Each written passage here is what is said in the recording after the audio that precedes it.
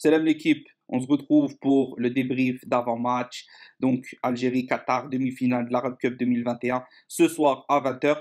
Du coup, je voulais vous sortir cette vidéo hier, j'ai pas pu, mais là on va simplement parler du match dans sa globalité et de la composition d'équipe qui pourrait être probable et aussi qu'en même temps j'aimerais voir, je pense, mais qui a de fortes chances d'être probable, ou plus ou moins à 90%. Avant de commencer, je vous invite à vous abonner si ce n'est pas déjà fait, un maximum de pouces bleus, un maximum de commentaires. Vous connaissez l'algorithme YouTube, comment que ça fonctionne. Bref, donc pour soutenir, c'est très simple. Du coup, au niveau de la composition d'équipe, on va aborder ça un peu plus tard. Elle est affichée à l'écran comme vous le voyez. J'aimerais juste rappeler que le Qatar, c'est un match qui peut être vraiment piège. Parce que bon, il y a plusieurs raisons. Premièrement, c'est le pays hôte. Donc, ils vont pas être 11 sur le terrain. Il y a de fortes chances qu'ils soient 13. 12 avec avec le public, 13 avec l'arbitrage. Bien sûr, on va pas rentrer dans ça, etc. Ça se peut qu'ils jouent très bien sans arbitre de leur côté, etc. Mais on a déjà senti que face au Maroc, il y a peut-être 5 ou 6 cartons qui n'ont pas été sifflés, un penalty qui aurait pu être sifflé. Donc voilà, on s'est compris quand même. Hein. Si c'est déjà face au Maroc, on sait que face au Qatar, ça risque d'être encore plus chaud au niveau de l'arbitrage.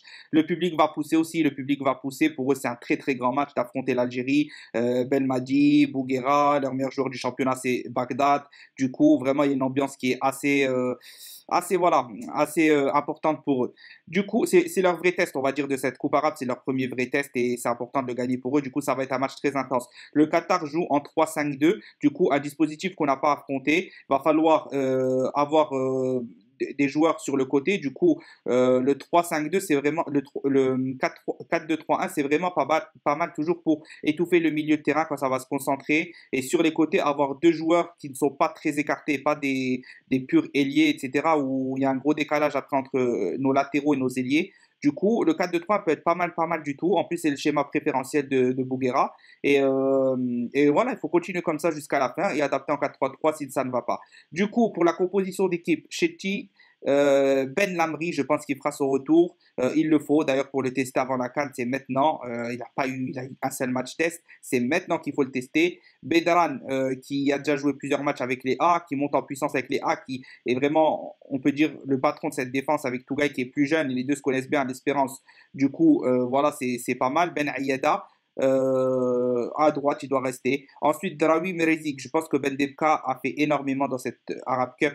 Du coup, il était partout. Physiquement, je pense que ça serait bien de le faire reposer, de le faire entrer en deuxième mi-temps. Mais Darawi Mrezik, c'est plus frais. Ils ont moins joué de matchs, ils sont plus relayés. Ben Mka était vraiment la clé maîtresse de Bouguera au milieu. Du coup, voilà, Darawi Mrezik et apporté Ben Debka à la fin pour toute son énergie, etc.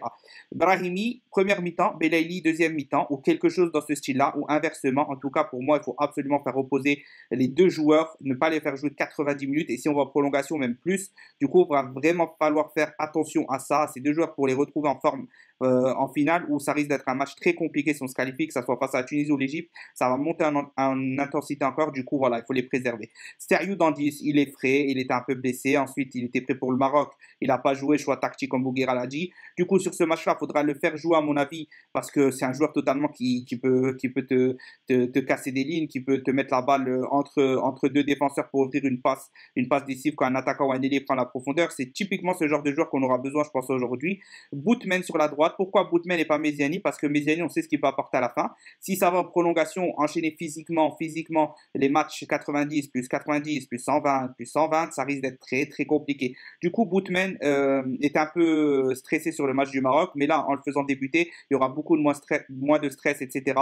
Ça offre une bonne alternative pour entrer Méziani en deuxième mi-temps vers la 60e, tout dépend du score. Et voilà, Bounedjah, retour de Bounedjah, c'est un match pour Bounedjah, ça, typiquement, il faut qu'il montre qu'il est le boss dans ce championnat qatari, qu'il montre que voilà, son retour va faire beaucoup de bien. Et clairement, il n'a pas de rival dans cette équipe à prime. Autant on peut se poser des questions. Dans cette équipe à prime, ils les survolent tous. Certes, il ne marque pas toujours. On est un peu déçu de certains comportements. Mais voilà, il a ses qualités sur ce match-là. C'est typiquement sur ce match-là qu'il peut se réveiller. Et donc voilà. 4-2-3-1 pour moi, c'est ce que je vois. N'hésitez pas à me dire ce que vous en pensez, ce que vous voyez. Est-ce que pour vous, vous voulez reconduire Brahimi Belaïli encore une fois 90 à 120 minutes, ça risque d'être beaucoup, mais bon, si certains voient ça, pas de problème, chacun son avis ici. Du coup, voilà, attention au match piège, attention au 12e et au 13e homme. Il faut absolument maintenant gagner. On a deux matchs de soulever la coupe. Du coup, maintenant, c'est tout pour la gagner. On s'en fout. L'état physique, il faut le gérer, mais très, très moindrement comparé au début. Maintenant, même si on doit un peu user les joueurs, voilà, il leur faudra faire plus de repos pour la 4. Bah, tant pis, maintenant, on va soulever cette coupe. Il y a 5 millions à la clé. 5 millions, ça peut aider au développement de pas mal de choses en Algérie, même si on sait que ça sera mal utilisé, comme vous le savez. Mais du coup, voilà, moi, ce que je vois pour, pour ce match-là, Inch'Allah, une victoire. On souhaite aussi bon courage aux Tunisiens pour le match face à l'Égypte. Après, c'est vrai que voilà, si je tombe contre l'Égypte, je serai content aussi si on peut faire une finale Algérie-Égypte. Et après, si on fait une finale Algérie-Tunisien, ça sera aussi une très belle finale entre frères, même si l'Égyptien aussi, voilà, on va pas rentrer dans le débat politique, etc. Les joueurs ont montré l'exemple sur l'ensemble des matchs face au Maroc, face à l'Égypte. Du coup, il faut que nous aussi, on le fasse. C'était tout pour cette vidéo. 1, 2, 3, viva l'Algérie. Mon pronostic 3-1 pour l'Algérie ce soir si ça joue bien. Match très très costaud, très attentif, mais il faut monter en puissance, il faut faire parler sa technique, il faut faire parler le jeu algérien. Salam l'équipe.